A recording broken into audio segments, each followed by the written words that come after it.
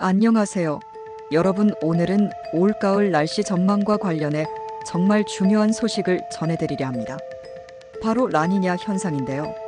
세계 기상기구와 기상청 발표에 따르면 오는 9월부터 11월 사이에 라니냐 발생 확률이 무려 55% 이상이라고 합니다. 10월부터 12월로 범위를 넓히면 그 확률은 60%까지 높아지는데요.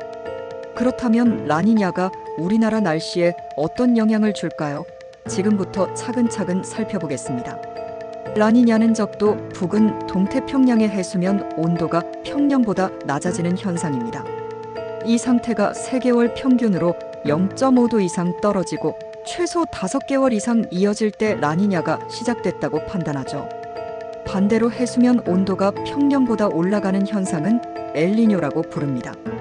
라니냐와 엘니뇨는 모두 자연스러운 기후 현상이지만 대기와 해양 순환에 직접적으로 영향을 주면서 전 세계 날씨를 바꿔놓습니다. 특히 우리나라에서는 라니냐 발생 시 뚜렷한 변화가 나타납니다. 9월에서 10월 사이에 라니냐가 발생하면 기온은 평년보다 높고 강수량은 많은 경향을 보이는데요. 이유는 북태평양의 대규모 고기압성 순환이 발달하면서 고온다습한 남풍이 한반도로 자주 유입되기 때문입니다. 쉽게 말해 더 덥고 습한 날씨가 이어질 가능성이 크다는 거죠. 하지만 11월 이후 라니냐가 본격화되면 이야기가 달라집니다. 일본 동쪽에 저기압성 순환이 발달하고 이로 인해 북풍이 우리나라로 자주 불어들어오게 됩니다. 그러면 기온은 급격히 낮아지고 강수량은 오히려 줄어드는 경우가 많았습니다. 즉, 가을에 시작된 라니냐는 따뜻하고 비가 많은 날씨로, 겨울에 이어진 라니냐는 추운 날씨로 연결될 수 있다는 의미입니다. 그런데 최근 들어 라니냐의 영향은 이전과 조금 달라졌습니다.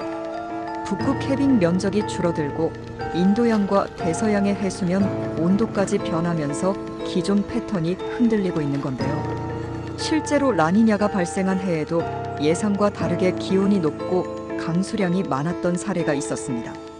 결국 라니냐가 중요한 요소이긴 하지만 다양한 기후 인자들과 맞물리며 복합적으로 작용한다는 점을 꼭 기억해야 합니다. 올가을 라니냐가 가져올 영향은 일상에도 적지 않습니다. 농업에서는 잦은 비로 인한 수확 지연과 작물 피해가 우려되고, 생활에서는 높은 습도로 인한 곰팡이나 건강 문제에 신경을 써야 합니다. 또한 가을 늦더위가 예상되므로 냉방과 환기 관리가 필요하고 기온 급강하에도 대비해야 합니다. 정리해보면 올가을 라니냐 발생 확률은 55에서 60%로 높으며 한국은 평년보다 덥고 비가 많을 가능성이 크다는 결론입니다. 하지만 기후 요인이 복잡하게 얽혀있는 만큼 기상청 발표를 꾸준히 확인하면서 대비하는 것이 현명합니다. 여러분은 올가을 라니냐 소식 어떻게 대비하고 계신가요? 저는 개인적으로 제습기를 점검하고 환절기 건강관리에 더 신경 쓰고 있습니다. 여러분도 비상용 우산 챙기고 환절기 건강 꼭 지키시길 바랍니다.